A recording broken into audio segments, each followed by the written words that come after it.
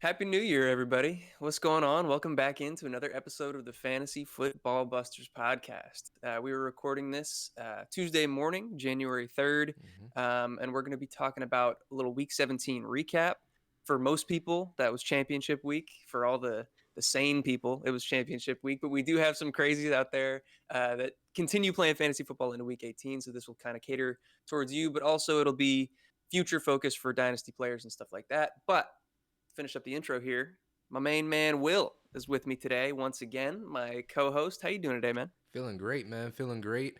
Feeling weird knowing that people are still out there playing fantasy football this week, but hey, man, there's Yeah. people out there somewhere, right? Yeah. Ugh. They're out there. You guys need to change your ways, but we're here for you. We're catering to you. We got you. We're gonna help you out. Um, yeah. But yeah, like I said, before we get into the recap, we are going to continue making videos, even though redraft season is over. So stick with us. We're going to be talking more dynasty content, strategy content. We're probably going to be doing some like 2022 in review, what we've learned from this season, stuff like that. More evergreen content that you can kind of come back to. So check us out for those things. Yeah, Will, you got anything to add to that before we get started? Nah, man, let's get it. We can go ahead and just get into it. Yeah. All right, let's do it. So the first game on the slate from this week was the Cowboys versus the Titans. The Cowboys took this one pretty easily, winning 27-13.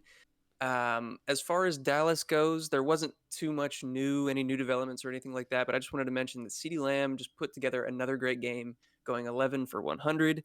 I think he's quietly had a fantastic season, and I only say quietly because the sentiment on him early in the year was that he might not be a true alpha number one wide receiver. People were starting to give up on that idea, including myself. I was kind of in that camp where I wasn't really sure if he was going to be that guy, but he proved me wrong. He proved all those people wrong.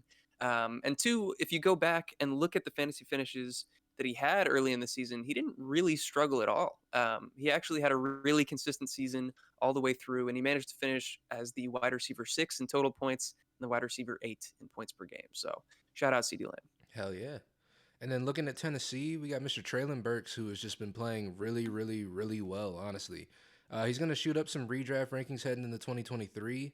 And we also think he's somebody that's still valued a little bit too low in Dynasty, honestly.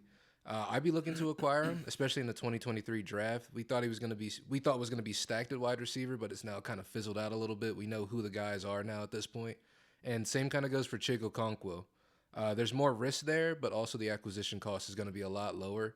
Plus, at the tight end position, it's not bad looking, especially building future for it, the tight end position in Dynasty. Never a bad idea. 100%. Yeah, I have a little bit of worry with him that he's going to be another Alberto, guy whose underlying metrics looked fantastic and he's super athletic, but didn't really put it together. But we saw, which we'll talk about when we get to the Broncos, that Alberto is still talented when you give him the opportunity. He's just been a healthy scratch all season. Yeah, fucking dumb. Moving, yeah, moving on to the Falcons and the Cardinals. We had a nail biter in this one. Falcons edge out the Cardinals 20-19.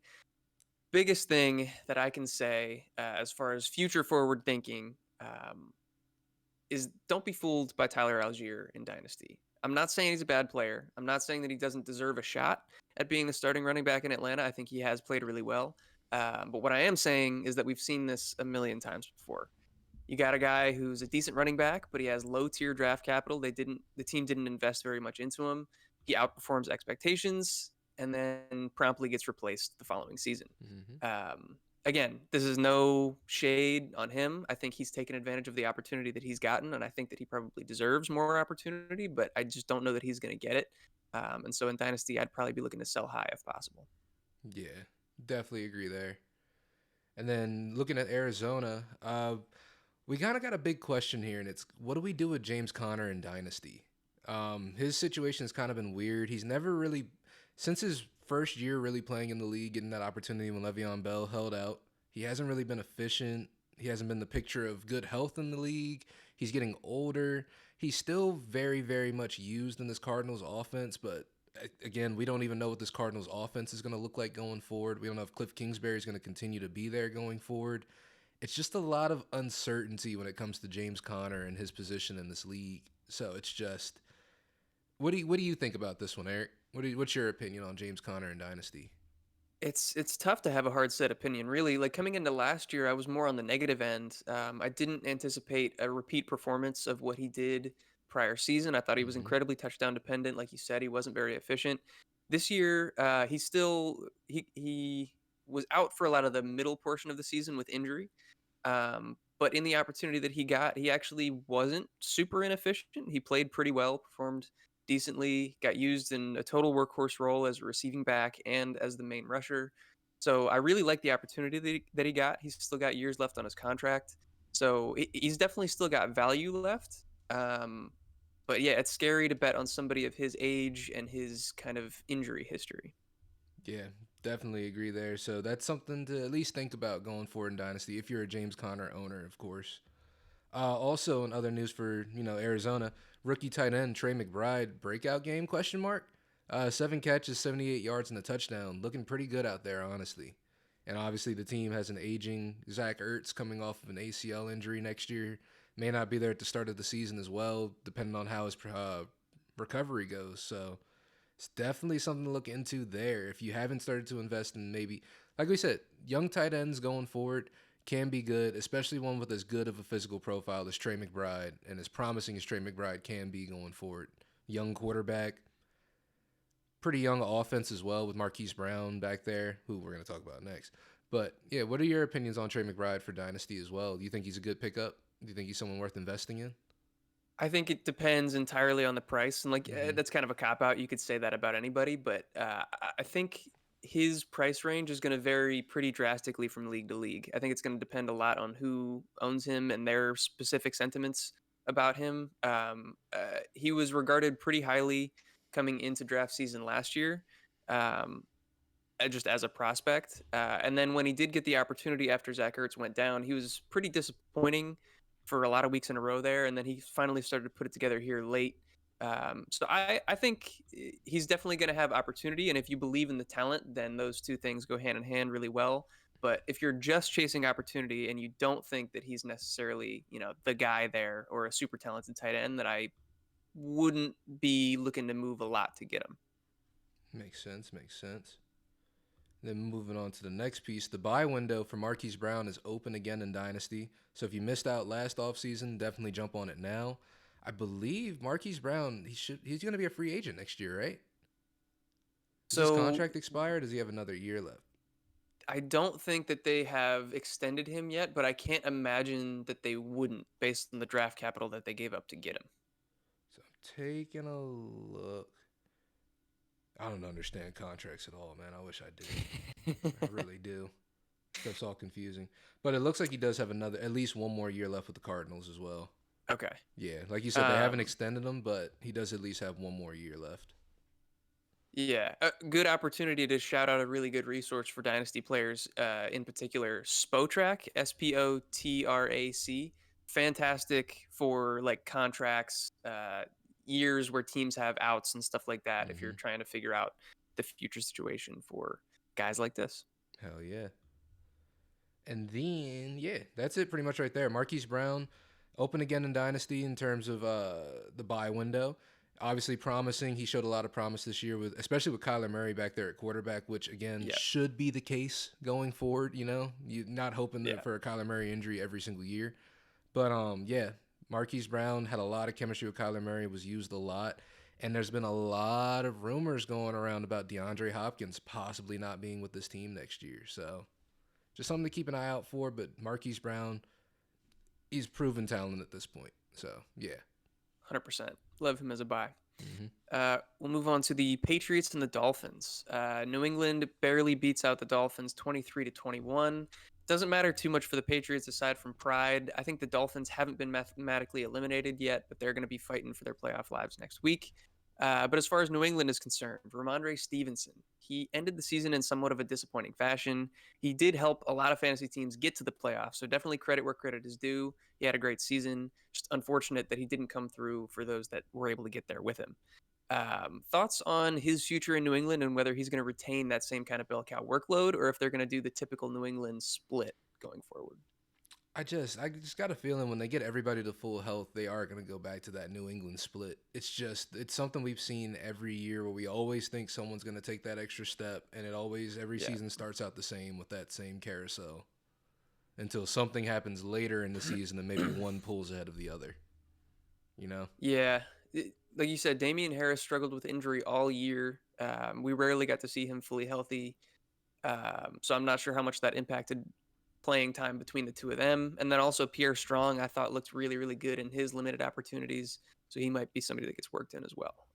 So yeah, I think Ramondre is incredibly talented. I think we both believe that, but I'm just nervous for the opportunity. Yeah, usage is the concern, not talent, for sure. Yeah. And like in Dynasty, typically your best bet is to bet on talent. So I'm not saying, go trade away Ramondre. I'm just a little nervous. Agreed.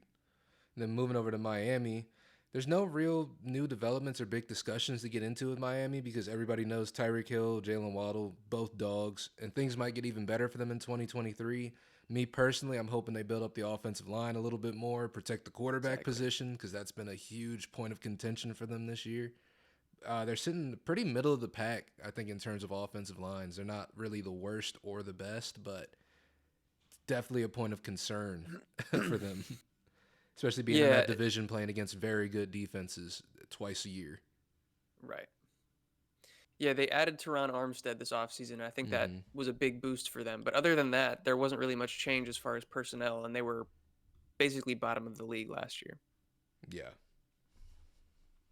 And then we can move on to the Saints and the Eagles. A little bit of a surprising one here after the Eagles gave a really, really good game to the Cowboys last week. The Saints take this one fairly easily, 20-10 over the Eagles. As far as New Orleans is concerned, Rashid Shaheed, man, we keep talking about him. He keeps balling. Obviously, I'm not saying that he's the wide receiver one in New Orleans. Chris Olave is that. He's earned that. But Shaheed has been the team's leading receiver since week 12. He's been really, really explosive. I think he's a fantastic athlete, and I think he'll get a shot to be a regular contributor to this offense going forward. Um, I think in redraft, it's going to be tough to project, obviously, until we get way further on throughout the offseason. We'll see what draft season and the offseason brings as far as whether Michael Thomas is even playing anymore, whether they bring in other wide receivers. But for Dynasty, he's somebody that, he's pretty cheap, and I'd definitely like to take a shot on him. Yeah, I agree with that. It's the wide receiver situation in New Orleans is always so weird, I feel like every single year. But yeah, Rashid Shaheed, hats off to you. Again, a person I didn't think was real for a long time. So and looking over at Philly, the Eagles actually have some pertinent info to talk about for this upcoming week. For the sickos out there still playing their fantasy championships in week 18, it sounds like Jalen Hurts is trending towards playing. Again, he tried to get back out on the field last week, couldn't quite get up to speed, so they had to start Gardner Minshew again. But he is trying to make that push because they are still trying to secure that first round bye that they haven't secured yet. So Jalen Hurts possibly playing this week. Looks like he's probably going to, honestly. And also, Devonta Smith is an absolute dog, regardless of who's at quarterback. Even with Dallas Goddard back, he's just a baller. He's another guy. It seems like the perceived value hasn't gone up with his actual production yet in Dynasty, so he's someone you may be able to get for a good value. So, yeah. Yeah, totally agree. Like he's definitely not cheap. People know he's good, but this is a discussion that we can get into later in the off season. Hmm. But like, The inconsistency is going to be the Mike Williamsness of the situation is what you're really going to be selling on. I feel like if you're trying to buy Devonta Smith. yeah, sure. I think that's probably fair. But what I was gonna bring up is that like T Higgins is somebody that's a wide receiver too in his offense that's really talented, that's really good, and in Dynasty the community has him, as definitely a top 10 and in some cases even a top 5 dynasty asset or dynasty wide receiver, whereas Devonta Smith is barely top 15. Sheesh. And like I just don't see why there's such a huge gap between those two. So that's something that we can talk about later. But I do think that his value is going to start to catch up with the production that he's put on the field so far. So definitely something to look out for there. Makes sense. And then we can go on to the Giants and the Colts. The Giants absolutely dominated this game to nobody's surprise, 38-10 over the Colts. And holy crap, Daniel Jones. If you started him out there in your fantasy championship, then you're jumping for joy. It went amazingly. 19 for 24, super efficient in the passing game. Only threw for 177 yards, but he threw 2 touchdowns, and then also added some running back numbers on the ground, 11 for 91 and 2. And that was good for a quarterback 2 finish on the week, second only to the GOAT, who also decided to show up in championship week, Tom Brady. Mm-hmm. Um, and then on the little bit more disappointing side, Saquon uh, didn't really do much, mainly because obviously Daniel Jones is the RB1 in this offense. Nah, that's a crazy take. I will say though, I will say one thing I have been talking about a whole lot this season, and you have too. Daniel Jones has one of the sneakiest rushing floors in the league. You know, I real lunch pail guy, high motor. okay. All You right, really, at least you're doing it on purpose. yeah. I wanted to jump in and be like, bro, it's not sneaky just because he's white, but nah, you're doing it on purpose. That's fine. Real That's lunch fine. I pail like it. guy, real first guy in the gym, last guy out of it. Yeah, Real blue collar. I love it. But yeah, Daniel Jones, man, he's one of those guys who can come out there and give a good performance. If I'm the Giants, also, I probably keep moving forward with Daniel Jones. I don't try to just find someone else at this point because he does So, have flashes of being decent. You know? yeah, it sounds like that's what they're gonna do too at this Yeah. point. I think it's just a smart move. Let good enough lay because Daniel Jones, I feel like is just about. And it might sound blasphemous. I think he's just about as good as Eli Manning was towards the end of his career. You know? Yeah, Towards the it end of his career, of course. towards the end of his career, yeah, I can give that to you. It's tough to say just because of the legacy and the Super Bowls, but I don't think that that's too far off base. He's not as good as Super Bowl Eli Manning. I'm never gonna say No, that. yeah, I know you're not saying that. And then taking a look at Indianapolis, we don't really got too much to talk about. Michael Pittman did decent. He had 6 catches, 41 yards, and a touchdown. Indianapolis is an absolute mess. They don't have a quarterback right now whatsoever. I don't care what anyone says. Sam Ellinger's not the future. Nick Foles is ass. Matt Ryan is washed and was kind of ass before he was washed. So yeah, at least they got Jonathan Taylor next year. That's something to look forward to. So Well said. Yeah, this organization is throwing itself in the dumpster. It seems like. yeah, they don't care, man. Jim Irsay is just doing whatever over there. He's literally running the Madden franchise, and he's wondering why things aren't getting better. He just keeps clicking buttons. Yeah, Nothing's working. it'll be fun to watch though. I'm excited. We can go to our next matchup here. We just talked about the GOAT. The Bucks beat the Panthers 30-24 in a pretty pivotal matchup for them. They were able to lock up their playoff spot in the NFC South. And like I said, I mentioned this in our news and injuries video. So if you haven't checked that out, go check it out. But let us know, man. Did you start Mike Evans?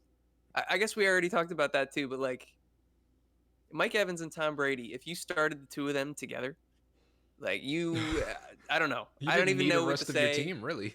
You didn't. You didn't. They balled. It was ridiculous, and I just don't think anybody did it. I don't know. I don't know why I'm tripping over my words so much. This was wild to me that they finally put it together at this point. Yeah, like Tom Brady had a rushing touchdown this game, dog. Like, come on. Come on.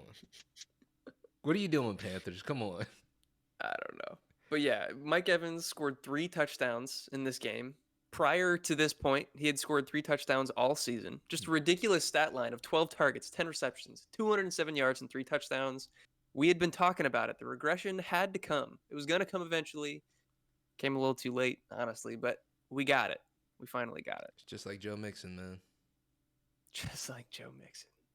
And then the biggest question swirling around Tampa Bay this offseason is what is Tom Brady going to do? There's rumors that he might be going to San Francisco, that he could be going to Las Vegas. Still not entirely ruled out that he retires, although he's kind of put a lot of that to bed. It sounds like he wants to keep playing.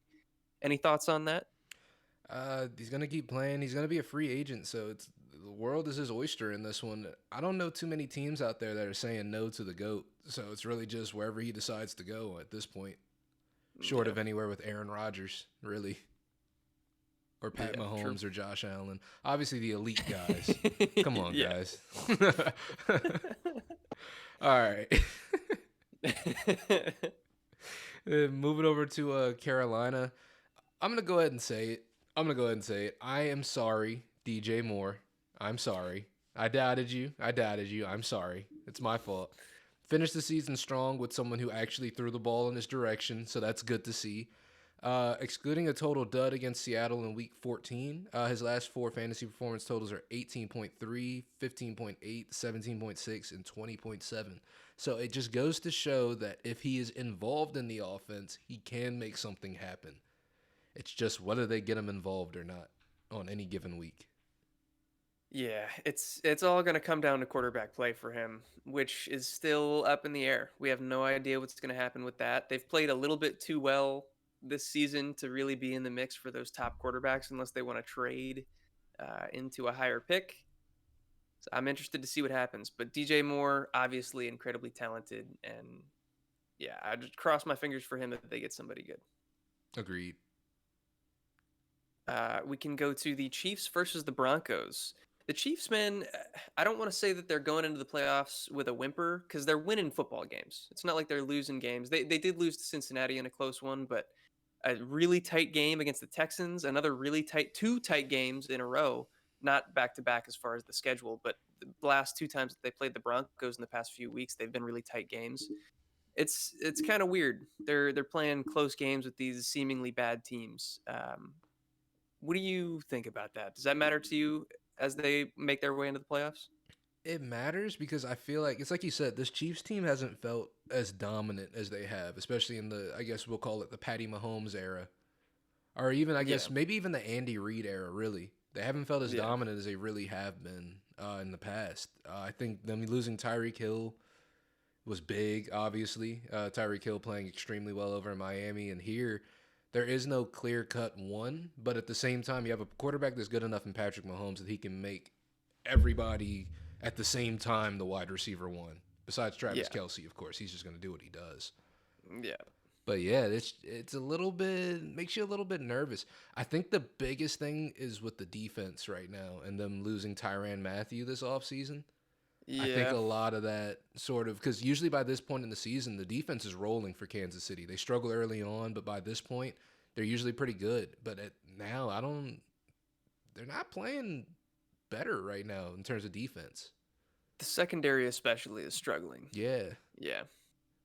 Yeah, we'll see. As far as Patrick Mahomes goes, I still think he probably deserves MVP with the way that he's played and carried this team to where they are. It's just been really, really impressive. So we'll see about that. And then the only other note that I have, again, for you guys that are still playing in Week 18, Kadarius Toney is back and he's playing fairly well. He went 4 for 71 in this game. He had not a terrible game last week when they were trying to ramp him up. So if you are still playing, he's somebody to keep on your radar. yeah. And if you want to start on week 18, man, more power to you. Yeah. And then over on Denver, someone that we talked about a little bit earlier on as well, Mr. Albert O is back. It almost seems like he shouldn't have been a healthy scratch this whole season. Like we said at the beginning before the Almost season seems like started. that, doesn't it? It almost Huh? does, yeah. Almost Stupid does. fucking Broncos. This is someone I'm pretty sure I had in my top 12 tight ends going into the Yeah. season. And they just Yeah. didn't use them whatsoever. Ridiculous. But in his first game back, he leads the team in receiving, going 3 for 45 and a touchdown. So the Broncos got to do better. And this game, Russell Wilson, 2 rushing touchdowns, I believe, Yeah. decided to start Oh, running the ball again. And more touchdowns than bathrooms, baby. there it is. He 13 finally touchdowns did on the season. it. Week 17, we did it. He got there. Good for you, Russ. I actually did look that up yesterday after the game. I was like, wait, did he do it? And he He did did. it. Just barely. Just barely. But yeah, the Broncos got to do better. I don't know if this whole season was really a coaching issue or what, or if Russ really is ass, or I don't think the team. I don't know. I've seen a lot of conflicting reports out of Denver. I've seen reports saying that Russ acts like he's better than the team, and the team can kind of feel that from him, or like he acts like he's in a higher caliber than them, and he's trying to bring them up to his level. And you can't, even if that's the truth, you can't really operate like that. if that's the Yeah. truth. I've also heard about him having his own office and stuff like that in the Broncos facility, and I don't know, like I don't know if that's typical. I'm not in the NFL, obviously, so I don't know if that's typical for an NFL quarterback to get an office in a facility. I've never heard of that myself. I don't know if you have. Yeah. No. Yeah, so it's just when you're doing shit like that, you gotta rein it back in. You gotta get Russell Wilson back to earth and show him, yo, you're a football player. You gotta come out here and earn this shit like everybody else. But at the same time, his extension doesn't kick in for another 2 years, so he's still got Yeah. 250 coming down the pipe. So I don't know what you do right here if you're the Broncos, honestly. I don't know what you do. I've also I saw on Twitter a bunch of his own receivers kind of vouching for him Yeah, I saw with all the Jerry negative Judy talk speaking out up a there. lot. Jerry Judy, KJ Hamler coming out in support of their quarterback, saying he's one of the hardest workers that they've ever seen, and they're inspired by him in practices and in training and stuff like that. And that all this negative talk about him needs to stop. Um, maybe they're just being good teammates. Maybe they're being for real. I Who think they're knows? being But good teammates yeah, because Melvin but Gordon and his exit. who baby, that was crazy. Yeah, Yeah. We'll see. Another shit show of an organization at this point that I can't wait to see how it turns out. hell yeah. We'll go on to the Lions versus the Bears. Lions absolutely dominated this game in just about every aspect: offense, defense, running the ball, passing the ball. It didn't matter. They win 41-10. The only new development from this team is that they seem to recommit to the run game for the first time in like the last month. They had Hmm. really been struggling to get anything going and kind of abandoned the run altogether. But then in this one, Jamal Williams carried it 22 times for 144 yards and a touchdown. DeAndre Swift went 11 for 78 and one. But to be fair, pretty easy to commit to the run when you're playing Chicago, who's a terrible run defense, and also when you get up huge early. So I don't know that I want to say that like the run game is back, they've established their identity again, or anything like that. But just something to keep in mind going into Week 18 if you are still playing. Maybe these running backs aren't a bad play, or at least not as bad as they have been the past month. Yeah, and I think that as you know, as a fantasy community, we do have to just come to terms with the fact that Jamal Williams and DeAndre Swift, they're gonna be splitting time. It's just Yeah, a fact of the matter at this point. It's not even, oh well, maybe DeAndre Swift if the season picks up. No, no, it's it's gonna gonna be the happen. both of them. Yeah, It's okay because they're both still fantasy viable. Obviously, they both had really good weeks in fantasy. It's just I don't know if they're gonna both be able to do that every week, but it is what it is right there with the Lions. And then moving yeah. over to Chicago, we got Mr. Justin Fields ran for 132 yards in this game. Fucking insane. Almost all of that came in the first half. And we haven't seen anything injury report wise for him, but the broadcast team during the game kept bringing up he might be dealing with something that stopped him from running as much in the second half. It's just something to monitor if you're still playing in week 18. Also, going into this week, I think Justin Fields, he gets 64 yards. He breaks the record for most rushing yards by a QB in a season. And I know a lot of Beats people are Lamar gonna Jackson. a lot of people are gonna whine. Oh, he did it in 18 games, not 17. Get over it, dude. It doesn't. I'm sorry they changed the rules. It happens. If that's the case, go back and get rid of every other record. Every other record. We're just going off 1930s records, and that's it. When there were 8 teams, pure football. Like, come on, Hmm. guys. It's all right. Nah, But he, facts. but he, Also, didn't he missed a game, right? he. Oh yeah, he did. So yeah, could still get it in 17. Yeah, so don't even matter. Don't Shut the even. hell up. Don't even matter. Shut y'all asses up. But yeah, Justin Fields set to possibly make history this week. But keep an eye on, I guess, the situations going on with him this week in his practice status because we Yeah, don't know what's going on. Could possibly be some sort of lower body injury. We knew he was dealing with some fatigue and some load management issues throughout the season. So we'll see how that is going forward. 100%. I don't want to talk about this game, bro. Hey man, you can talk about at least one side of it. I'll talk about the shitty side if you want. All right. I mean, they were both shitty sides, if we're being Oh real, yeah, but this shittier one. they're both terrible sides. The Browns versus the Commanders. The Browns win the game, 24-10. It was a must-win game for Washington. They lose. I don't want to talk about it. Like I said, fantasy-wise, craziest thing that I thought happened. Amari Cooper actually had a good game on the road, 3 for 105 and 2. Floor is yours. All right, and then we're going to talk about Washington. I'm going to read the notes that Eric has under here for Washington that he put, all right? He's got Carson Wentz. Dot dot dot. That's it. That's it. Um, yeah, this team is just it's a clown show of an organization. At least, at the very least, something I've had to come to terms with as a Commanders fan myself is that at least Dan Snyder is maybe out of here this year. He's maybe probably out of here. That's still not even 100% certain yet, but at Yeah. least he's maybe out of here. This quarterback situation, it's terrible. It's abysmal. The wide receivers are good. The running backs are good. The defense is good. The line needs work, heavy work. It's just, yeah, that's really all I got, man. This team, we need an overhaul. Coaches probably got to go too at this point. I'm tired of Ron Rivera a little bit. I'm definitely tired of Scott Turner. He's got to go. Jack Del Rio probably has to go as well since Ron Rivera brought him in. So I would just clean house, man, at this point. That's all my take is on Washington. Get rid of them. All of them. Everybody. Everybody gone. Whole new organization, whole new staff, all of that. Agreed. Burn it all. That's it. Let's get the fuck out of there. I don't Thank want to talk God. about that anymore. Thank God. That was scary. The Jaguars versus the Texans. Not sure what happened to the Texans after a few weeks of playing pretty good football. They decided, nah, enough of that. We don't want to do that anymore. Jaguars take it to them, 31-3. They destroyed them in this game and benched most of their starters by halftime. Mm-hmm. So yeah, this one was over early. I liked what we saw out of Travis Etienne. That was really encouraging. He looked incredibly explosive and efficient in the first half, taking 9 carries for 108 yards and a touchdown. He was also able to get it done in the receiving game, 3 catches for 32 yards. Another really encouraging thing to see after not seeing very much of that throughout the season.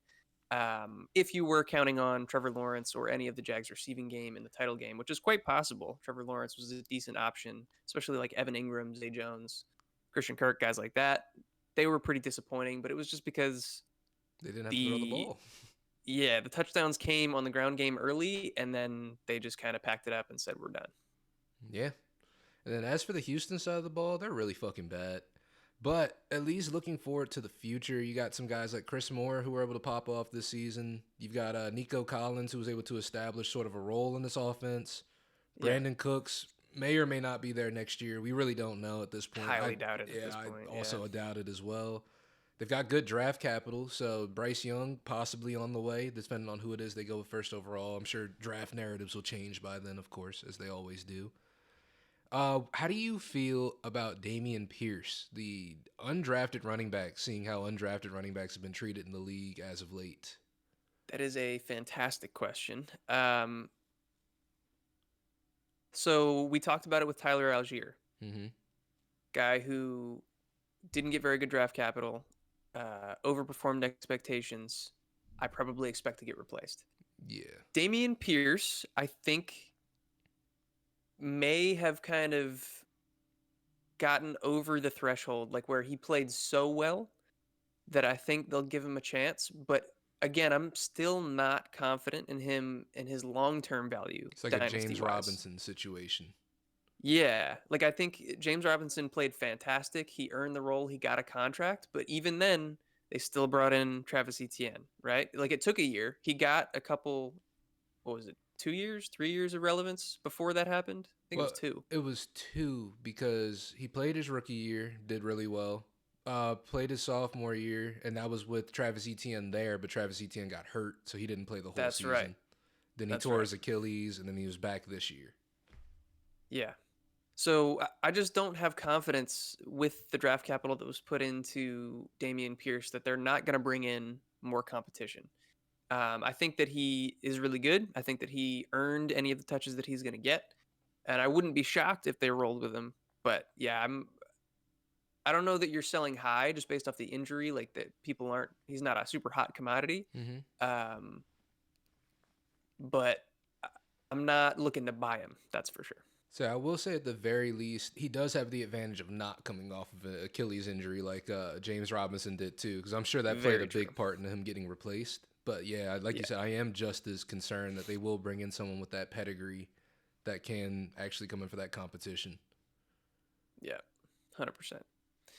And then this game was funny. 49ers barely beat out the Raiders 37-34 in overtime, I believe. Huge game from Christian McCaffrey, as we would have expected. Almost 200 total yards, 6 receptions, and a touchdown. Um, Unfortunately, just a note: if you do play in Week 18, he's now going to be dealing with a ankle sprain. We talked more about that in our news and injuries video, so if you want a more in-depth breakdown, go check that out. And then also Brandon Ayuk went off for 9-101 and 1. I know that's Will's boy. He's also my boy now. I traded for him in Dynasty this year, so we're both excited about him. Welcome. Um, welcome. Um, but yeah, get it. I'll let you talk about it, but we looked a little foolish about Las Vegas this week. All right, guys. I'm sorry. Okay, so look. I know Me too. We. the first line says we apologize to Jarrett Stidham. You may apologize to Jarrett Stidham. I do not. I will. I do I will not. apologize to Jarrett Stidham. I'm sorry, Jarrett Stidham. I I said a lot of shitty things about you, and you look good. He did decent. He did decent. He did decent. He did actually. No, I will give it to him. He played well this week. He did. Yeah. I apologize to Devonte Adams because I had started maybe possibly. I said a couple times he may or may not be, not quarterback proof, but that's severely not true at all. So I'm sorry. We were also nervous for Josh Jacobs and Darren Waller. Didn't have to be, apparently. They were still going to do what they're going to do regardless. Nick Bosa, after the game, saying that Josh Jacobs the best running back he's ever played against, also. Really? I didn't hear that. Mm-hmm. It's That's a high Nick praise. Bosa quote. That's very high praise. Mm-hmm. But yeah, I thought this was hilarious. After we had spent so much time talking about this Raiders situation and whether or not you want to sit your studs and stuff like that, you never sit your studs. You always start your studs, apparently. I Josh Jacobs, Devontae Adams, Darren Waller all went off. I will say though, a bit of bit of us covering our asses just a tad bit. We never really said to sit any of these guys. We said No, we that's don't feel true. That's confident true. starting them, but Right. you got to start your studs. I will Yeah, say. we even went through the list and talked about who we would have started over who, and we never got to a point where you're flat out benching them. So that's a good point that Mm-hmm. we should bring it up. But Yeah. yeah, Jared Stidham, good on you. You look good. We will go to the Seahawks versus the Jets. Seahawks win 23-6, and it's definitely not how I expected this game to go. I thought the Jets were going to put up a little bit more of a fight. Mike White was back, but the Seahawks just dominated. They didn't have to do it through the air either. Geno didn't have a great game. Lockett and Metcalf did next to nothing. They just ran the crap out of the ball. Kenneth Walker got 23 carries for 133 yards. Looked really, really good against a stout Jets defense. Yeah, I don't have too much else to say there. Yeah, it's just Seattle. I guess next year they're going to be doing more of the same, hopefully just getting better. And we'll see what they do about Rashad Penny as well. If they just let Very him true. go, or if someone decides to pick him up, they re-sign him, bring him back. Who knows? Yeah. But with Kenneth Walker playing as well as he has been, they might not. They might just let Rashad Penny go at this point. Yeah. And then looking at the Jets side of the ball, seems like Mike White is not going to be the answer in New York either. As we had kind of thought, we've kind of figured it was one of those Taylor Heineke, everybody plays better when he's out there, but he's not really that good kind of situations. Yeah. Yep. And outside of Tyler Conklin this game, no one had a good game for the Jets. Just disappointing to see. You're hoping that, going forward, they fix some things. Zach Wilson will not be with the team most likely going forward. So that just leaves Mike White, Joe Flacco, and Chris Streveler, which is not the best QB room to have in the league, I will say. Certainly not. Yeah. So we're going to see how the Jets handle that one going forward. But as far as the rest of their team goes, they're solid just about everywhere else. They really just need to fix that quarterback position, and they've got themselves a contender, honestly. They really do. Like, legit, every other position group. Their defense is fantastic, top to bottom. Mm-hmm. Their receiver core is really, really talented. Their offensive line is sneaky good. Their running backs, especially when Brees Hall comes back, my goodness, And the tight that's a end. team. And the tight end room is pretty good, too. Like Tyler Conklin, C.J. Uzma. Like, they're pretty good. Uzama. Is that it? Uzama? Think something like that. Yeah. Yeah. Yeah. Yo, He's got a name. he's got a name. Speaking of the tight end position, though, we had a great call with Tyler Conklin this week. One of the only waiver wire options that was kind of viable from last week with a great matchup against Seattle, and he went off. So props to us. Hopefully you started him if you needed a streamer at tight end. Hell yeah. We go to the Packers and the Vikings. I wrote down an unexpected outcome. It still probably was unexpected just because the Packers have been so bad, but we knew that the Vikings were fraudulent. Uh, Yeah, you wanna jump in? if you look at records, it's unexpected. But Yeah, if you look at the underlying metrics, it makes sense. yeah. Yeah. But the way that the Packers dominated the game, 41-17, a huge win. That one did come out of left field a little bit. I didn't expect them to put up that many points. Um, how much of that? I don't know if you watched the game. I didn't see the game. Did they Mhm. score a lot defensively, or was it just a lot of field goals? Because the offense didn't have that many touchdowns for the Packers. I had started watching it early on and I cut it off because yeah, I think Yeah. their first touchdown was a kick return and their second touchdown was a pick six. Okay. Well, that'll So do it. it was one of those where it got out of hand pretty quick. I think that was when it was Yeah. 14-3. Okay. Yeah. Also, huge shout out to Jair Alexander. He was talking his talk, man. He the whole week he was all over Justin Jefferson talking about how it was a fluke when he came to Green Bay last time, how he's not that good, all that stuff, and he backed it up. Justin Jefferson held to one catch for 15 yards. Yeah, he put that boy in a stroller. Put him in a Yeah. stroller, said, "Yeah, this is where we're going today, son." Yep. Yeah. Justin Jefferson has to get 194 yards next week to break the record. Yeah. Yeah. Not a it was looking probable. It was looking like he was definitely going to do it with the way that he was playing, but this week Yeah, makes Jair it tough. Alexander kind of played spoiler in that one. Yeah. And then moving over to the Minnesota side of the ball, as we said, the worst good team in football is just showing its true colors at the worst time possible. Everyone except for T.J. Watkinson struggled in this one. As we said, Justin Jefferson, one catch for 15 yards. Not great. Not great. Yeah, it's Minnesota. The wheels are falling off right at the worst possible part of the season. Again, a team who's really good, who now, I believe, what's the score right here? What's the score difference right here? Is this 24 points? Is that 24? 41 to You're better at 17? math. Yeah, sure. I think that's 24. So they definitely have a point differential now of, I believe, negative 19 with Holy the crap. record they have. Because I think going into this game, they had a point differential of 5. Yeah. Yeah, so very fraudulent right there. There's stuff like that you got to really look at to know if your team is good or not. And that's Yeah. a pretty damning statistic right there. Indeed. Indeed. Yeah.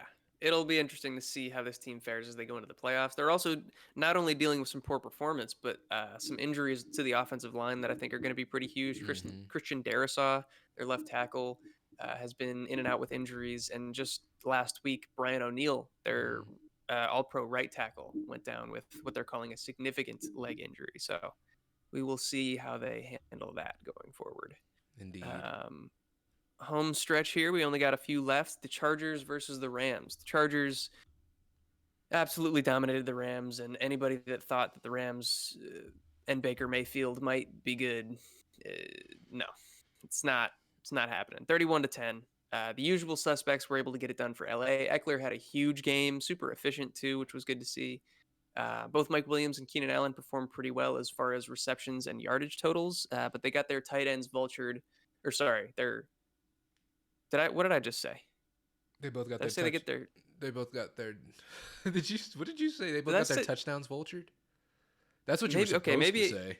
that's what I was trying. I don't know what I said. I forget already. I was gonna say they got their touchdowns vultured by the tight ends. I wasn't sure if I said they got their tight ends vultured. That would be Anyway, crazy. That's a crazy bar, but let's go get. don't even matter. But yeah, both of the tight ends for LA scored. Everett and Parham got into the end zone with very minimal yardage. So yeah, it would have been a bigger day for the wide receivers had that not happened. But not too much to add. It was just the usual from LA. Yeah. And then moving over to LA, we don't really have much to talk about because, like we The said, other LA. yeah. Oh yeah, shit. The other LA, yeah. Yeah. Damn. But is Cam Akers back? Question mark. His last 5 fantasy finishes 18.5, 8.8, 11.5, 33.7, and 13.8. Me personally, I don't think so. But Eric, what do you think about this one? I tend to lean on the side of no, that he's not back. Um, I think that we should trust the history with these injuries. We saw a lot of people jumping into, okay, Achilles injuries aren't the end of a running back's career early on in the season when we saw James Robinson having success, when we saw a little bit from Cam Akers and stuff like that, and then clearly Deonta. that fell off of a cliff. What were Yeah. you gonna say? I was gonna say Deonta Foreman this year a little bit too, but True. Yeah, no, 100%. Um, so I don't want to support that narrative at all. I'm still in the camp that Achilles injuries are incredibly, incredibly bad and career altering for running backs, for all positions really, but especially running backs. It's encouraging to see from Cam Akers. Um, I'm not ready to bet on this being what his future looks like, though. yeah, we got to see it again next year. And then, especially with this Rams team, we have no idea what this Rams team is going to look like next year Yeah, whatsoever. Aaron Donald hasn't played in a while. I got a big feeling that this might be his last year. He could just be like, yeah, I'm just going to hang it up because he was prepared to do so last year. And then he came yeah, back just to be greeted with the shit show this team has been. So he yeah. might be gone. Matt Stafford also possibly could retire. I'm not going to say that he is because that speculation hasn't really been out there too much. Sean McVay, another possible retire as well. Another person considered retiring last year, who I'm sure has a lot of sort of NFL analyst deals all lined up. Oh yeah, He's oh yeah. probably got, yeah. So it's just, I don't know what this Rams team is going to be. Cooper Kupp will be back, obviously coming off of an injury, though. I just don't know what this team is going to look like next year whatsoever. So it's Yeah, tough for me to try to say, hey, you should buy into Cam Akers at all. If you have him on your yeah. team, though, keep an eye out and just see how it develops, I guess. Or maybe even try to sell him right now. This is a good time to try to sell. That's probably the best bet. I think a sell high might be a good idea. It's not like this team can rebuild anytime soon. They don't have any fucking picks to rebuild with. Exactly. So yeah, I think it could be struggle bus for the Rams for quite some time. Yeah, definitely agree there. We can get to our second to last game here, the Steelers versus the Ravens. It was a really tight one, another ugly game between these teams. The Steelers do manage to get the win 16-13. Najee Harris and Jalen Warren ran all over the Vikings, which is pretty crazy to say, Ravens. because the did I say Vikings? Yeah. I don't know what I'm doing right now. The other purple team. Um, but anyway, it's crazy to say because the Ravens' run defense has been one of the best in the league since Roquan Smith came over in that trade. hmm But yeah, the Pittsburgh backfield tandem combined for 187 yards on 37 carries, just dominated the game and really won the game for the Steelers in this one. Yeah, Pittsburgh, they did not give a fuck. They were going to keep running the ball regardless. Then taking a look over at Baltimore, Mr. Mark Andrews was just saving the best for last, apparently. 9 for 100 in the fantasy finale. So if you made it to the championship with Mark Andrews on your team, congrats. The I didn't. most, yeah, yeah. Neither did I. And then Mr. J.K. Dobbins also looked pretty good too, going 17 for 93. So I'm definitely excited. Ravens are going to the playoffs for sure. I'm pretty sure that's locked in for them as I well. think it is locked. Yeah. I don't know what's going on with this Lamar situation. It's I'm not gonna say it's Yeah. getting worrisome, but it is at the same time because they were saying it was a mild PCL injury, 3 weeks max. We're heading to week 5 right now of this injury, I believe, right? We're going into week 5 It's of him either being out, it's or either week week four. 4 or week 5. Yeah. So he hasn't started to practice yet at all. Yeah. That's the biggest That's not a thing. good look. If he had practiced last week, I wouldn't even be talking about this right now. But he hasn't practiced at all. I'm not really sure what's going on here, to be honest with you. I want to hope that the Ravens are just being smart, knowing that they have this playoff spot locked up, um, and just saving him, getting him fully healthy and ready to go for playoffs. But yeah, like you said, I'm not sure that's the case. That's what I want to say that too, but we haven't heard anything from Lamar himself. Even Yeah, like even with Jalen Hurts being hurt, he's even said a couple times like, "Yeah, I'm trying to get back out there on the field, this and that." I haven't heard anything like that from Lamar's camp whatsoever, or even just from the team yeah, that they're working to get him out there. It's just weird to me, at least a little bit. yeah. No, I agree. Definitely something to monitor going forward. And then lastly, more kind of on a serious note here. The Bills and the Bengals game from last night did get suspended due to Damar Hamlin's. Um, I don't want to call it injury. I don't want to like undersell it. Uh, he's currently in the hospital. He's in critical condition. He is alive. We're waiting for more updates on that after he collapsed on the field last night. But yeah, prayers up to him. Fingers crossed. Everybody's clearly hoping the best for him. Hmm. And this is way bigger, obviously, than fantasy. It's way bigger than the NFL. I'm really happy that the game was suspended. That the NFL made that decision to not make the players go back out there on the field. You know, uh, in respect to them and to Damar Hamlin.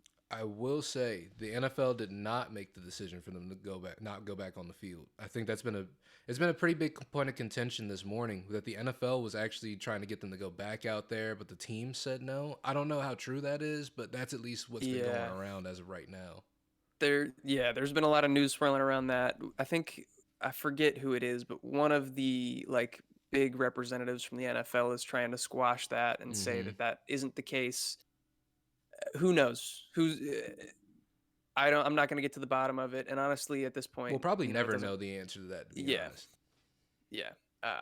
But that really doesn't matter. We're all just praying for Damar Hamlin, Hmm. hoping the best for him.